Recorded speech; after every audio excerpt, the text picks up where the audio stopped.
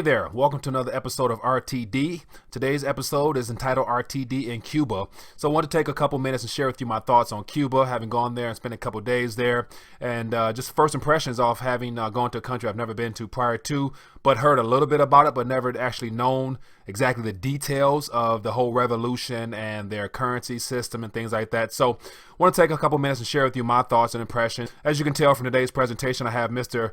Fidel Castro over my right shoulder, and I have Guevara to my left shoulder.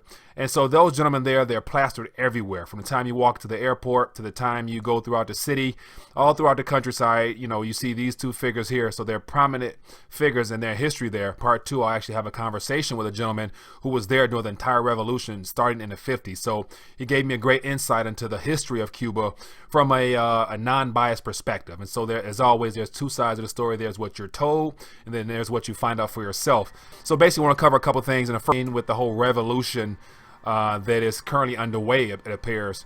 So, there are signs everywhere. The revolution in Cuba continues, even though Fidel Castro is dead, his brother still in power. And up until recently, I guess he's kind of hinted at the fact that next year or two, he's going to look to step down and basically just turn the reign over to whoever is elected. And so their election process is similar to that in a democracy, but yet, as you can tell, being that they're predominantly a socialist society there, it's not the same. So I'll get into that a little bit as well. And then also want to cover just the idea of their monetary system there. Of course, Cuba being a third world country, and it shows that the embargo that was imposed upon Cuba back in the 50s during Eisenhower and the Nixon era really plays a major role in why that country is not up to snuff as far as its the living standards and just the overall standards for its citizens. So there's two stories to tell you. There's the main city of Havana, and then there's outside of Havana in the countryside, and it's two different worlds. And so I'll start off with explaining my experience outside of the main city, and it has to do with the idea that there's two currencies, as I mentioned. I'll show you this one. Here we have the Cuban peso, and then the other one is the CUC, or as they say, the CUC. And so two different currencies circulating at the same time. And so they both have a world of difference as far as their value and how they're perceived from a foreigner as well as a local citizen there. And I'll start off by talking about the CUC, or the CUC, is what is most common. And it's more of the commercial mainstream currency that's used for tourists as well as those doing trade and commerce inside the big city. The Cuban people, by being a third world nation, they receive I think it's 25 Cuban pesos, or this currency right here, to $1. And so just to give you an idea of how bad things are, their third world status, a minimum wage is roughly 500 or so Cuban pesos per month. And so that gives you the equivalent of about $20 that the Cuban citizen, whether it be just your typical worker, might make around 500 on the very low end. So imagine trying to live off $20 a month in a developed nation. It's impossible. But however, in Cuba, outside the main city, everyone has their main trade or their main skill, and then everyone also has a side hustle of some kind, doing something to kind of compensate for what they're not being paid for their primary job, whether it be running a fruit market, a fruit stand. There's even a guy I met actually staying in the bad side of town, what appeared to be bad side of town. There's a guy who had his own cell phone spot right out of his own house. So I actually went to his house and purchased a cell phone, paid 25 cooks, which is roughly $25 for me, but yet served me well for my time there. And so other than that, outside city life is very expensive. I mean, just to feed a family, to eat, if you try to do the mainstream restaurants and things like that, you're looking at a good $13-12 equivalent per plate. Food is great. There's no genetically modified foods or whatnot, so you're going to eat good. You're going to get a nice Cuban feel, whether it be with their fruit enchiladas or just their fish in general, the lobster. All that was relatively $13-12, which is pretty good, considering that you're eating pretty good, but yet as a tourist it kind of adds up. And then when you go into the mainland of Havana, the cost of living was extremely cheap. You can go get a good meal for $4-6 kooks, which are $4 or $6 relatively. Taxi rides, as I'll show you in my video, there's a lot of taxi rides that are the old cars, and so it has a very old feel to it, amongst a lot of modern things is underway now. But just lifestyle in Cuba is very interesting, that there's two different worlds, and it's based upon the idea that there's two different currencies. I mean, having two different currencies circulating, you have one which is mainstream, which is kind of required in order to enter the country. You got to exchange over your dollars or euros or whatever it is to these right away.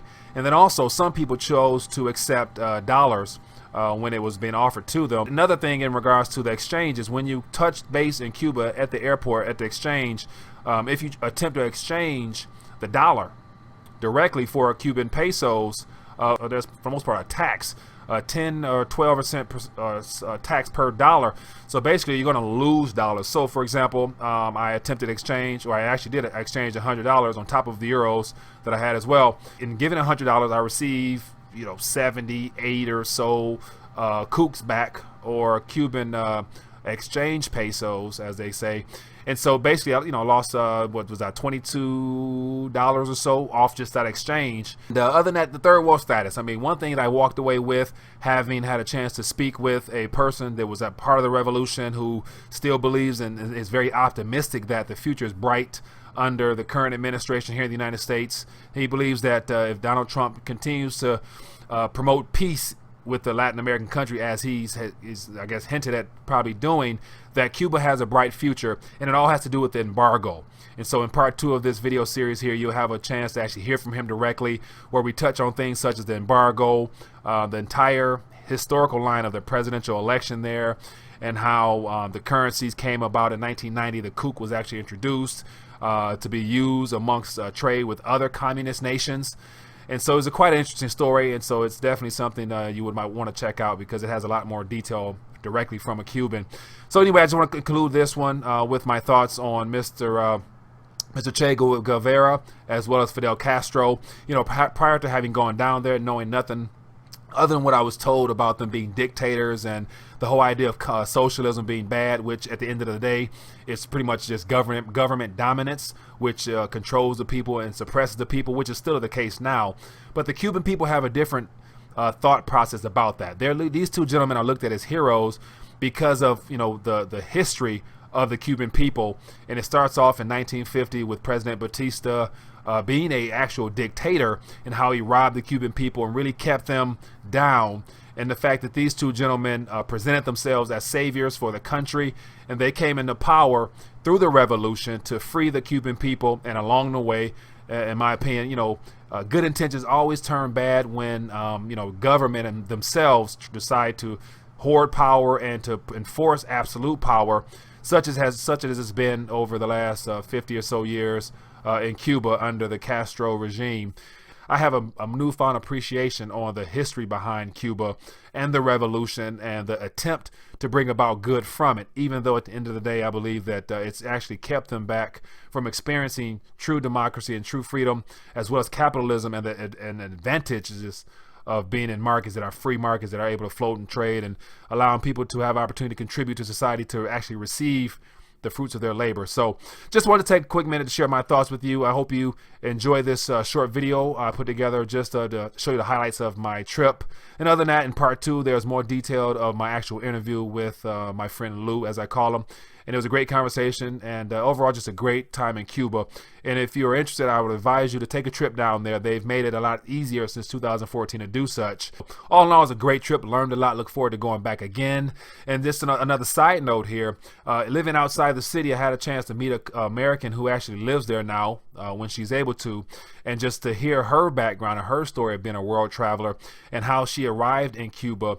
And just another benefit of being in Cuba is that the healthcare system apparently is pretty good there, to the point where there's a cure for cancer, according to this young lady I spoke with. And so she's was battling cancer. She's down there getting some treatments, and she said, she's willing to testify that the cure that they have down there, they have a couple different methods, one being a venom from a poisonous scorpion there, which is an antidote for cancer, as well as some natural remedies such as some fruits and tree bark and things like that. So there's different ways that they are treating cancer, and the people are of age and well, vibrant, different people. So it's definitely something worth checking into if it's something of interest to you. So just a little summary on my thoughts on RTD in Cuba. Hope you enjoy the remaining clip of this video. Later. Until part 2.